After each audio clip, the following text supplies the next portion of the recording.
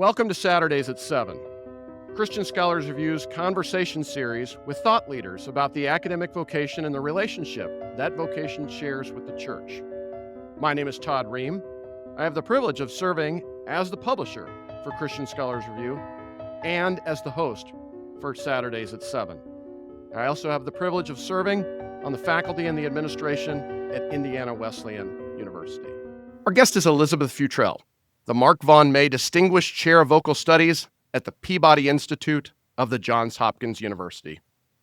Thank you for taking the time to talk with us today. It's my pleasure to be with you, Todd. Thank you so much for inviting me. I'm admittedly risking oversimplification here, but when seeking to cultivate an appreciation for opera, experts seem to offer one of two forms of advice. Either a person should first immerse oneself in the music, apart from the storyline, or a person should first immerse oneself in the storyline, apart from the music. Are you in favor of one of those two options, or perhaps is there a third, fourth, or fifth option you might recommend? So opera is sort of the most all-encompassing art form. There is an orchestra.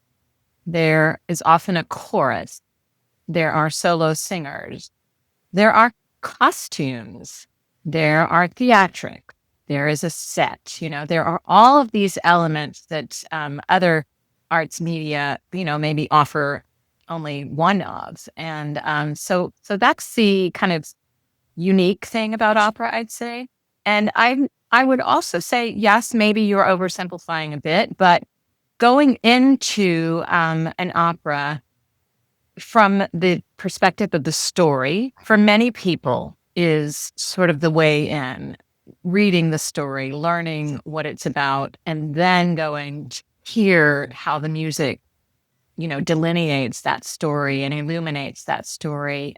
That could be a way in. For many people, it is. Other people are really wowed and overwhelmed by the music itself and lured, I guess I should say, by the music itself. Some people I've heard comment, I have no idea what that story was about, but I love the music, and I sort of understood about the story without actually knowing the specifics of it or knowing the language. They're often in foreign languages. So, those are two ways in. Other people, are really visually captivated. And so the set and costumes lure them in. I've had people comment on sets and costumes and not say a word to me about the music or the singing, and that's fine. I think any way in to opera is valid, and there are many ways in. Thank you. In terms of someone who was overwhelmed the first time she heard it, former Supreme Court Justice Ruth Bader Ginsburg was one of the most public and vocal supporters of opera. And she claimed her love for opera, again, dated back to when she was 11 and attended a performance of Amilcare Ponchielli's La Gioconda, or the Mona Lisa, remarking that the combination of high drama and beautiful music just overwhelmed her. At what age, if any, would you recommend introducing a person to opera? Oh, goodness. I mean, first of all, sidebar, for the lawyer, Ruth Bader Ginsburg, I was fortunate enough to have met her several times because I sang in Washington many times, and she was always there. And she often came backstage, or I would go to a little party before the opera or something, and she would be there, or after the opera. And yes, she was one of the most enthusiastic and supportive fans of opera that our generation knew, really. And so I love that about her. There is no age that is optimum, except I would say I love it when children go see opera. So I love it that she saw an opera when she was 11 because she had no preconceived notions about what it was going to be. And I think the older we get, the more we learn about this and that genre of music, we get sort of locked into, oh, I like this, oh, I don't like that. And that can be because you heard that from your mother, oh, opera, it's terrible, or your friend or whatever, and you never even heard it. So you have these ideas, these notions of I should or shouldn't like it. Mhm. And when you're a kid, you don't have that, and you're just open. And so she responded viscerally to the art form, and no one told her to. Mhm. She was just, she was receiving and responding to what she saw and heard. And I love that. I was not quite that young, I think, when I saw my first opera, but I felt the same way, and I was a music person. I, was studying piano, and I'd always been singing since I was 2 years old, and so for me, it seems more natural that I responded to it, but I remember it very vividly. My mother had community concert tickets, and one time some touring company, probably New York City Opera, was touring Madame Butterfly, and we went to see it. And I still, to this day, Madame Butterfly is one of my favorite operas, and mostly because it just it gets me right here. The combination of the power of the music and the power of the story, and how that was so completely effective. Madame Butterfly then may be one of the ones that you would offer, but are there operas that tend to overwhelm broader groups of new audience members? Yeah, I think Madame Butterfly is one of those. And another one would be La Boheme of Puccini, also same composer. Those are called Barismo operas, and they were, early 20th century, turn of the century Italian composers who wrote operas about common people. And after a period of time when operas were more about the elite and aristocrats, and stories that maybe the common person couldn't relate to as easily. So verismo means realism. So these were real stories and real emotions of real people. And La Boheme is about these poor young artists, trying to make a living, and in Paris, and the stories of their lives. Madame Butterfly is a whole different storyline, but could have happened, and probably did happen, that story. So there were stories that people could relate to.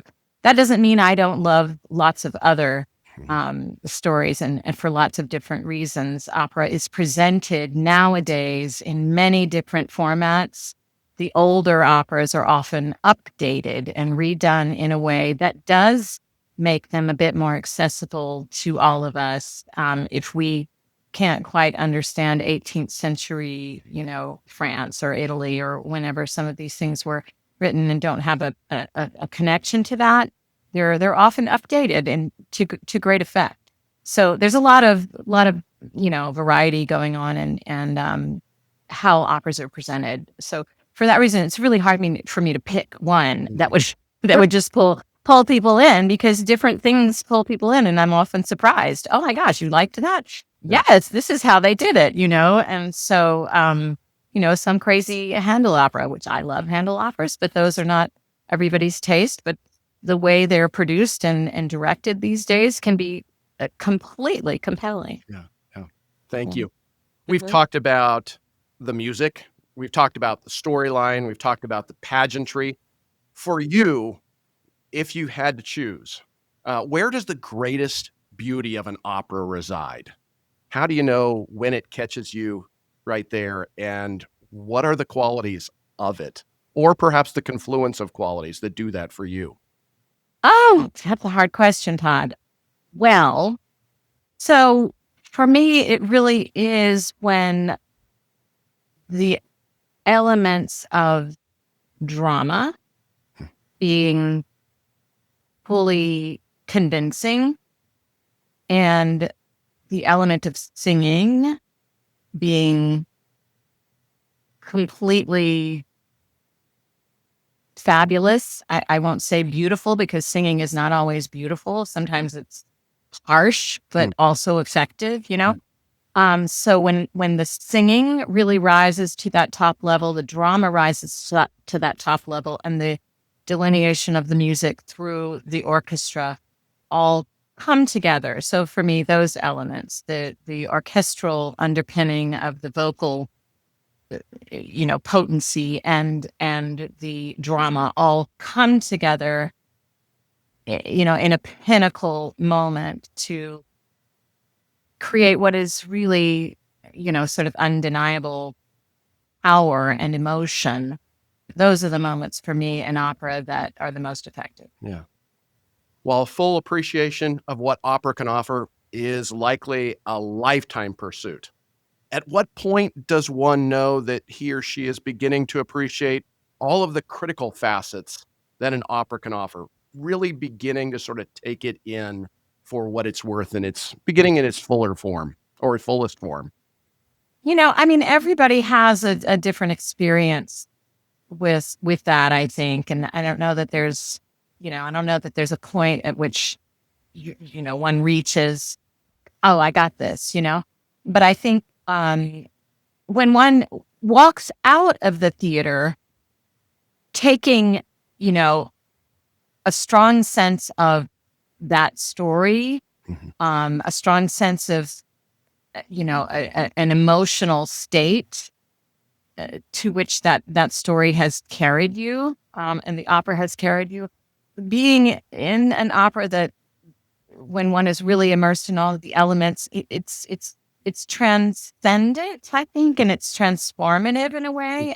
For me as an artist, it certainly was that more often than not. And I think for an audience member, I think that's what we hope for. That's what we hope, that we are bringing an audience to a point of transcendency and transformation. Yeah. Thank you. I want to ask you now about some of your own biographical details and how opera and vocal studies became so important for you. You grew up in Louisiana, Covington, Louisiana, I believe in particular, and That's right. attended college at Samford University. In what ways did your time in Birmingham contribute to your vocational discernment as a singer? Well, that was a pivotal time in my life, for sure.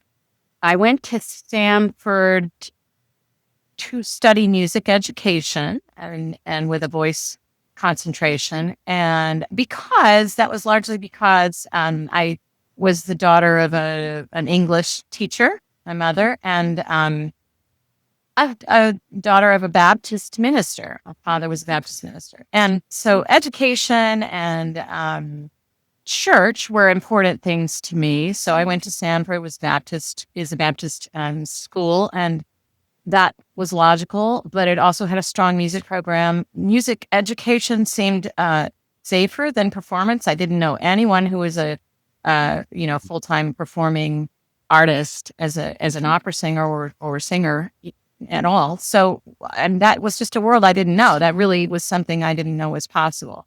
So I thought, well, I can teach this thing that I love to do, right? So I went there, and I luckily was able to study under the mentorship of Eleanor Ousley, my voice teacher.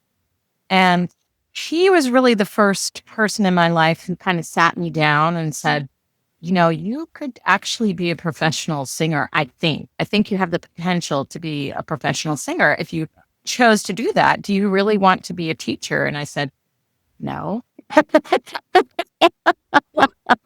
Well, at that age, I did not.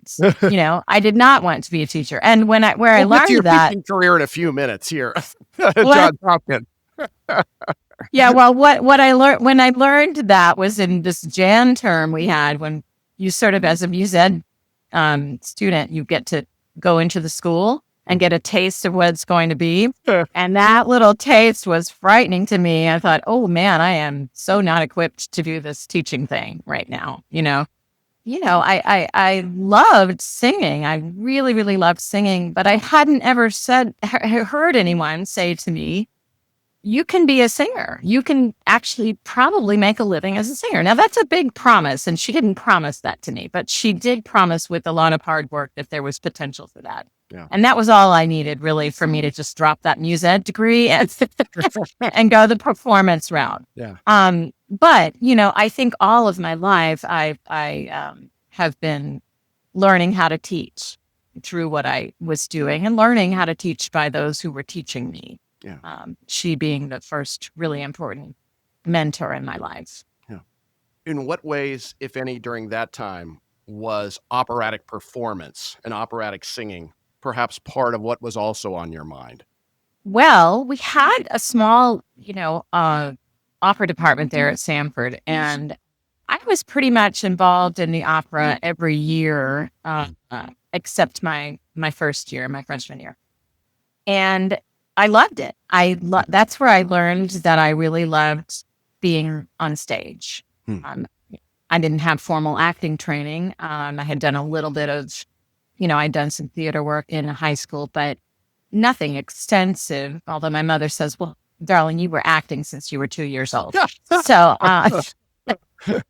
but anyway, I think I came by some of that naturally. But once I began to work on stage at Samford, those were important moments for me because I realized, oh, I also love this part of the opera world. And in my senior year, I was able to be Susanna in the opera called Susanna. It's a contemporary American opera based on the apocryphal story of Susanna. Yeah. If you remember that one or have read that, where the elders see Susanna bathing in a stream, and they're so lustful after her that they decide to blame their lust on her and exorcise her from the community. And none of it is her fault. She just happens to be having her innocent life, and is blamed for the evils of these other people. So it's a retelling of that based in the South and Kentucky, I think, maybe somewhere Kentucky, Tennessee, somewhere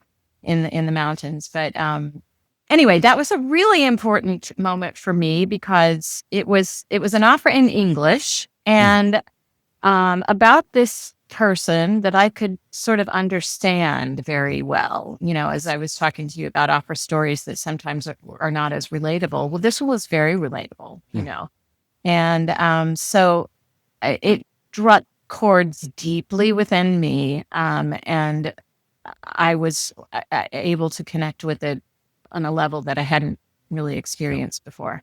Yeah. So again, that was inspirational to me going forward in wanting to pursue this career. How often, if at all, do you get back to Birmingham? Well, I went back a couple of times to do recitals and master classes for them, particularly when my teacher was living. And then as she was aging, I would go back really just to visit her in her late years. She died during COVID year.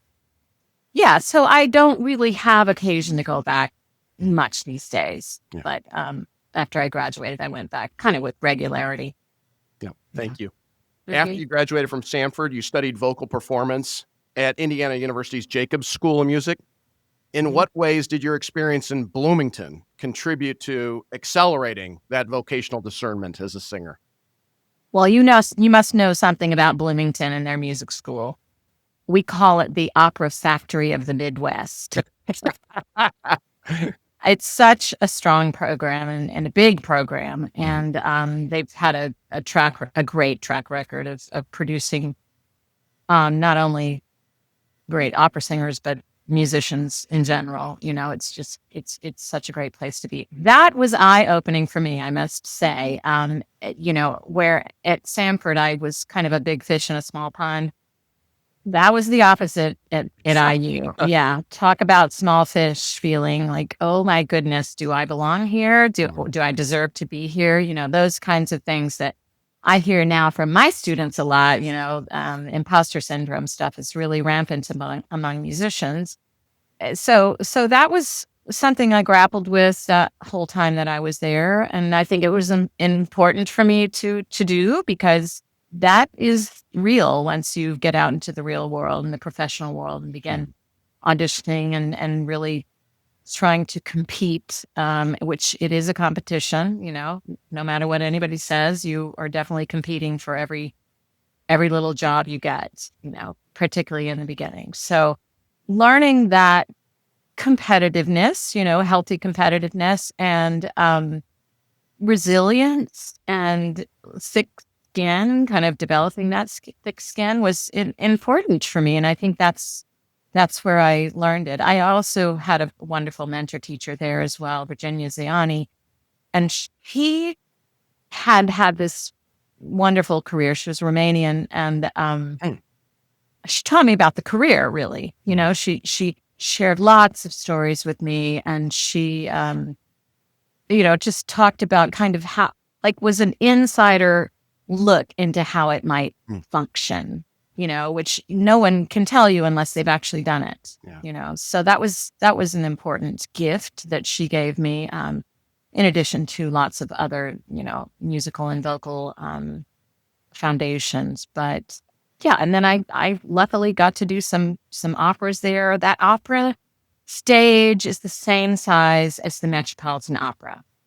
So, I mean, it's just crazy, what they have there at IU, the facilities and the technical abilities and the costuming. I worked in the costume shop while I was there because I grew up sewing and I loved sewing. And so that was really fun to be backstage doing that kind of thing. But, it was it's a fraud. That time it was fantastic. And it was also really challenging, How often do you get back to the opera factory of the Midwest? Well, again, I've gone back to do concerts, recitals for them. I don't know if I did a masterclass when I was there. I think I might have also.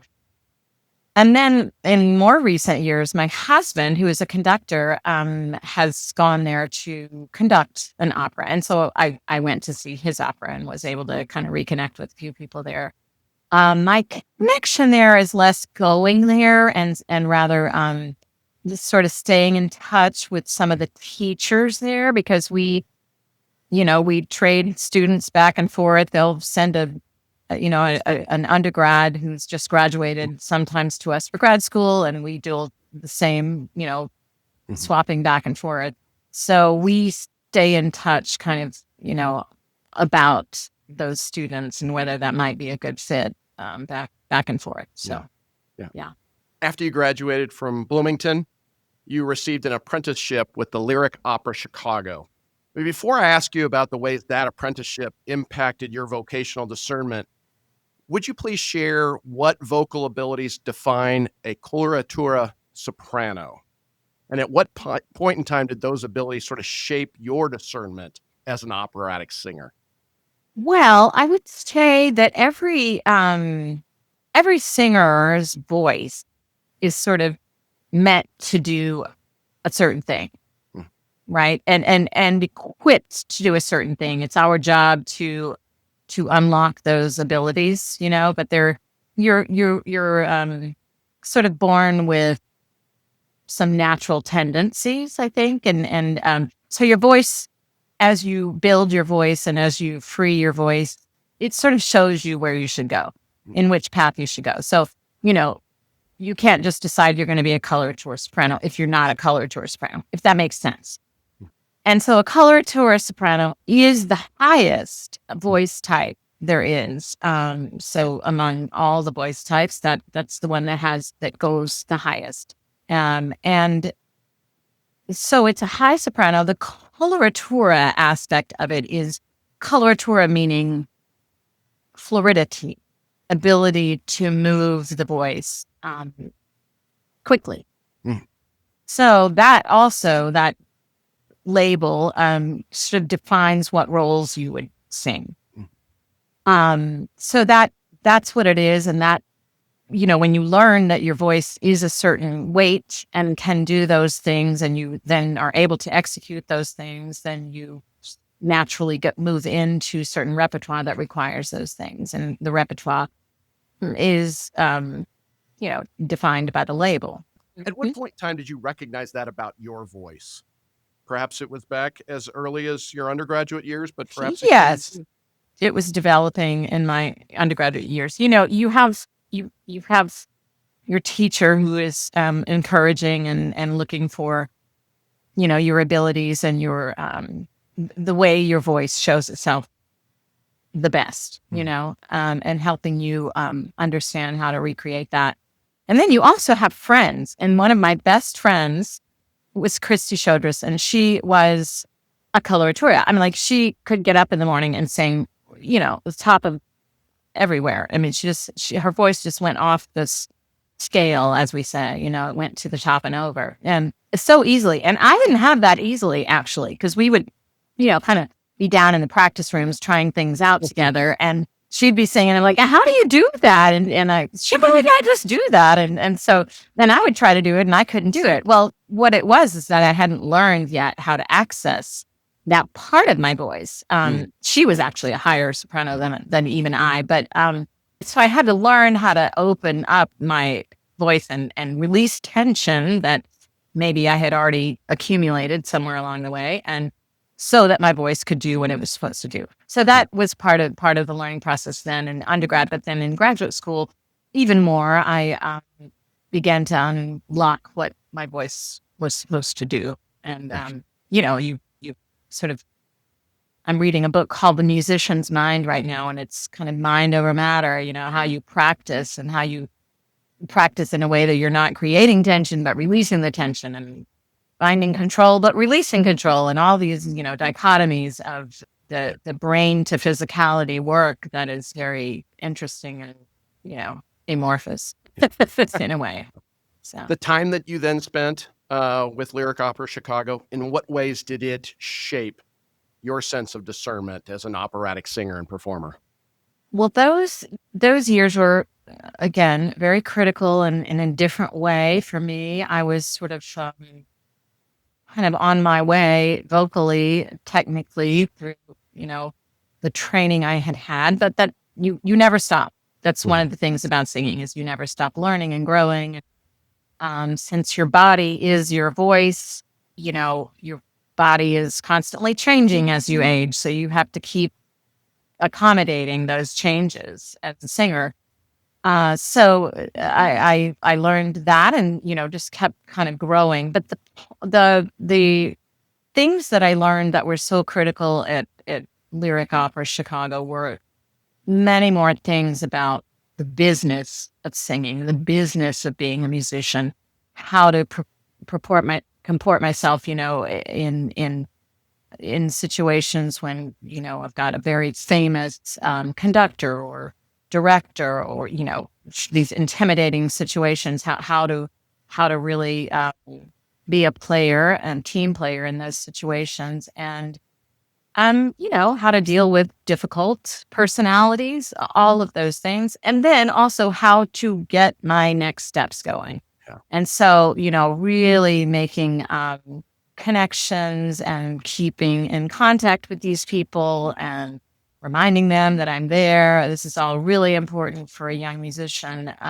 who's trying to just get a foot in the door professionally. I mean, while being at Lyric Opera, was a paid position, it, in terms of being a professional artist, I still had some years to go to really break into that world. So I was, luckily and gratefully connected to some important conductors, directors, impresarios of operas, those impresarios of people who run the opera companies. And I don't even know if that term is used anymore, but I like it, so I'm using it. But being connected to those people and being introduced to them by somebody else who had some clout. So the people at Lyric Opera, Ardis Krainik, who ran the company and was a wonderful female role model of mine, was very important. She validated me, so other people bought that from her. I must be something worth taking a look at and listening to. Thank you very much. Mm-hmm. That career then did take off. And over the course of your career, you performed in some of the world's greatest opera houses, including London, Berlin, Florence, Vienna, Tokyo, Geneva, Prague, Brussels, Chicago. I'm going to take a breath here. Washington, D.C., New York, Houston, San Francisco, and Los Angeles. And that's just 14 of them there. Do you have a favorite? Oh, that's tough. That's tough. Well, I have favorites, but not a favorite. Okay. Every opera house is a little bit different in size, but also in audience. So one of my favorites, I think, would be European opera houses. And that's largely because opera is a much more, I don't know, it's steeped in the culture in many of those European cities in a way that it's not quite here because we're younger and we're also very competitive with lots of other genres, lots of popular music and jazz and all kinds of other wonderful things that go on here. But opera is, competing for an audience in America, I'd say, and always has been to a degree. But in Europe, the audience has really come and they really know their opera, Todd. They have learned about their opera. They've seen, La Boheme 20 times and Magic Flute. I did Magic Flute in Berlin. That was one of my favorite moments. And a man afterwards. So Magic Flute, it's by Mozart and it was premiered. No, it wasn't premiered in Munich, but it's been done there for many, many, many years. And it also has spoken dialogue in German. And I was very nervous about doing that because I'm not a native German speaker and I'm not, highly fluent in German, but I learned my stuff and I did it. And a man afterwards came and gave me a postcard of the Munich Opera House. And on the back of it were all the people who had sung my role over the years. The historical, collection of all the people who had sung Pamina in Magic Flute. And I was so moved by that. My name was last one, it was really cool. Things like that happened in Europe were sort of singular and very unique. And then you like an opera house for its historical significance to you as an American. Mm-hmm. And for me as an American, I think the Metropolitan Opera was the top of my list and, very high on the importance scale. And so my debut at the Metropolitan Opera in Lucia was a pinnacle moment and very important. It's not the most gracious hall to sing in because it's enormous, but it has great acoustics actually. And so, you know that about it and you learn to trust it and try not to shout in there because, it's huge and it's kind of intimidating, but it actually works pretty well. So yeah, lots of favorites for lots of different reasons. Yeah. Thank you. Comparable question then. Over the course of your career, you've performed operas by many of the world's greatest composers, including Rossini, Handel, Donizetti, Verdi, and Strauss, to name only 5 here. Do you have a favorite, or perhaps do you have a couple of favorites? I have a couple favorites. Yes, okay. I'll tell you some that, one you might not have even heard of, but I'll tell you about that. So one of them is Susanna in Marriage of Figaro by Mozart. Okay. And that is a comic opera. And Susanna is one of the longest roles in the canon, traditional canon. And she's on stage almost the whole opera. I mean, she's just in and out and in and out. She's a maid, she's the servant maid to the countess in the opera. And she's marrying her guy who is also, he's the butler to the count. So the count and the countess, we are their first maid and butler, and we're getting married. This is our marriage day, and so it's a very complicated plot. I'm not going to go into that, but Susanna is such a delightful character. She's funny, she's clever, she's thoughtful. She just has so many attributes that I love, and so for me, she's just a dream to play. And she has so much fun on stage. She's as a maid, she's very busy all night long. And someone who's getting married too while she's working. She's planning her wedding that night. So anyway, she's one of my favorites. And Mozart is magic and wrote so beautifully for the voice.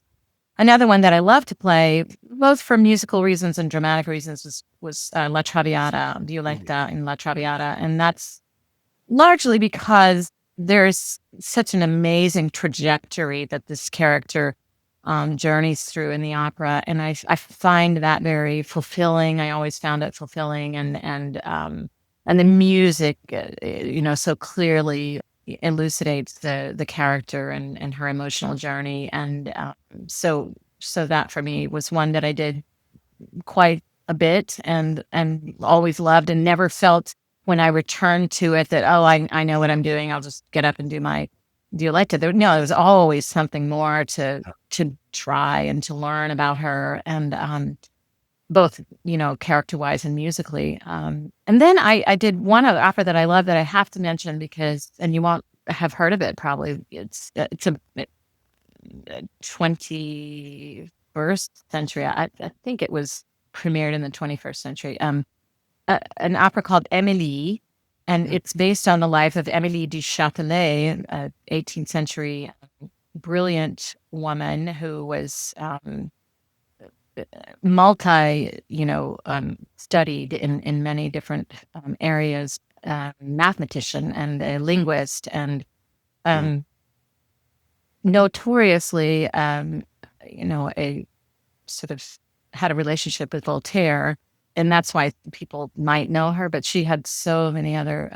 She was self-taught, and in an age when women weren't really given an education. But her father thought this was important, and also made sure she was connected to mentors and teachers who gave her a brilliant education and philosopher. And anyway, this story was about her, and it's a one-act, one-woman opera. So I was on stage for 75 minutes, I think, 70 minutes, singing pretty much nonstop, except there were musical interludes. And I just found that whole thing so gratifying. It was by a woman called Kaija Saariaho, who was Finnish. She passed away a few years ago, and she wrote it in French. She was also fluent in French. And anyway, that was an important opera for me, and completely fulfilling in every way. Yeah, thank you. I warned you that we'd come back to talking about teaching eventually, and we're at that point now. In addition to being a professional performer, at what point in time did teaching then also become part of how you discerned you would express your vocation? Even when I was sort of early in my career, folks would ask me wherever I was singing, well, can you do a master class? Can you do a 2-hour teaching stint with several of our students in our young artist program or at a college nearby or whatever? And those early years, I was like, yeah, I guess. I don't know if I have anything to say. I was still learning this myself, But, I was at a certain level that they thought surely I would know how to talk about it. And so I knew how to talk about it in a certain way, but I hadn't really taught one-on-one with students at that point at all. Did a little bit of teaching as a grad student at IU. So yes, I had some one-on-one teaching time and really enjoyed that. So yes, I said yes to those master classes, even though I didn't feel like a master. And I enjoyed them, and I learned a lot by doing them, and people seemed to learn something from me. So I thought, well, that's validation. Maybe I'll keep doing these things. So I would kind of seek out those opportunities when I was in various states and countries and, work with people along the way. So that's kind of how the teaching thing, rolled out through my professional life as a singer. And then, as I was kind of nearing the end, I'm not singing anymore. And as I was making that decision to sort of let that part of my career go, I was thinking, well, what next? And teaching, of course, seemed the obvious choice because I, by that point, had accumulated a lot of things that I wanted to say about singing and about the career too. I think that is a bonus that I can give my students is that I can talk about how to navigate the career, or how I navigated the career, or how not to navigate the career by watching other people that I worked with, and pitfalls and all of those things. I can really speak to that, and I like to speak to that. I like to be able to kind of open that window to people. As I told you in the beginning, I didn't know anything about professional singing when I started this whole journey. It might have been nice to know. In fact, I might have chosen not to do it if I'd known everything I know, about it now. There was a lot. So I think the way that it unfolded to me was probably better for my personality and what I could receive in those early years. But I try to be pretty frank with my students now about all of that. And yeah, so teaching seemed to be the logical choice, and I'm so grateful, to Peabody Institute at Johns Hopkins, where I currently am, that they gave me this opportunity, and I'm so happy where I am, so very happy with that wonderful old institution and our amazing students who come through year after year. Yeah. Can you talk about the ways that the vocational satisfaction as a performer intersects with the vocational satisfaction you derive now as a teacher? The ways they relate, what they give to you also, as you were just sort of Yeah, echoing there. that's interesting to think about. And I want to thank you too, Todd, for making me be reflective and sort of introspective, about my, I don't often have time to think about these things, seems like I'm just pushing forward all the time. But yeah, it's the intersection of those two worlds for me has been interesting, and how that sort of has morphed over time as I've really dug in my heels as a teacher. The satisfaction that I gained, and the I guess fulfillment really as a performer is almost equal that I get from teaching. So it's an artistic, for me, artistic and emotional um and mental fulfillment. I think it engages all of those aspects for me, that I really was immersed in as a singer. That is all required still of me as a teacher, and it's almost like I'm channeling, my artistry into my students now, whereas I would have channeled that to an audience Yeah. before. Well, my students are my audience, I guess, if I can make them pay attention. Um, Sometimes they do. No, but I mean, it's a real. I figured that out somewhere along the way, that that's actually what was happening, and that is why I feel so comfortable and feel so well equipped, I think, to do what I'm doing. It's because I do have this world of artistry, in which I was steeped and which I honed over the years, uh, which I'm trying to share, and that's, I feel so lucky. Yeah. Thank you. Mhm. As we get close to being out of time for our conversation today, I want to ask you again. You mentioned when you were in Bloomington that one of the things you learned was being thick skinned. When you Mhm. think about the students that you work with today, what virtues are you trying to cultivate and create space for cultivation with them? And perhaps also against what vices are you trying to prepare them to confront that may come as they advance within their own careers?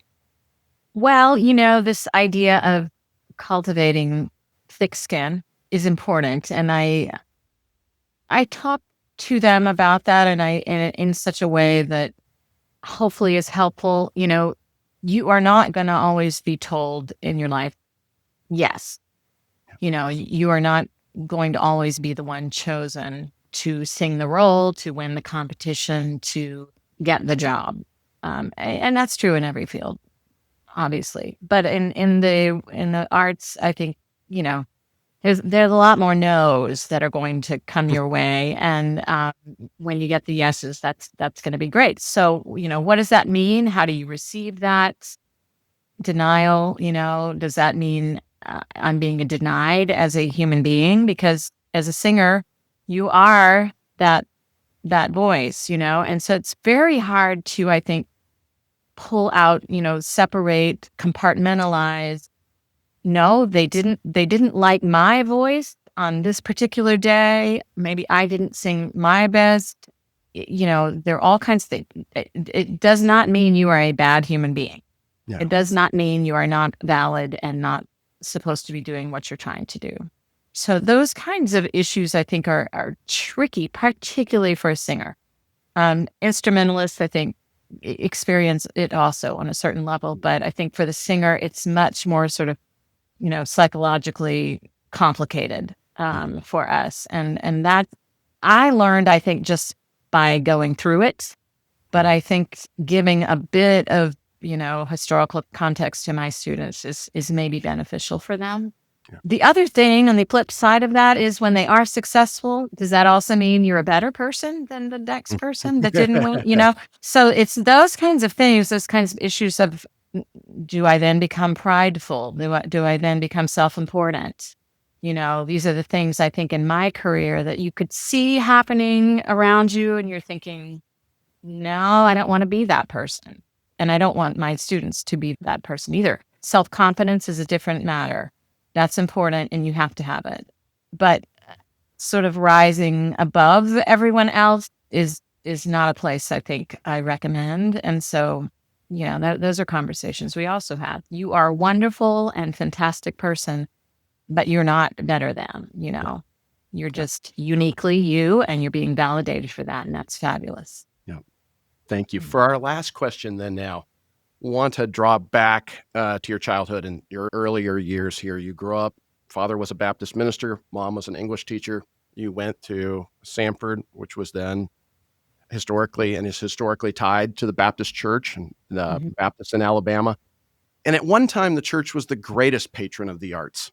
In what ways do you think in the future the church could be of greater service to the arts and perhaps the arts could be of greater service to the church?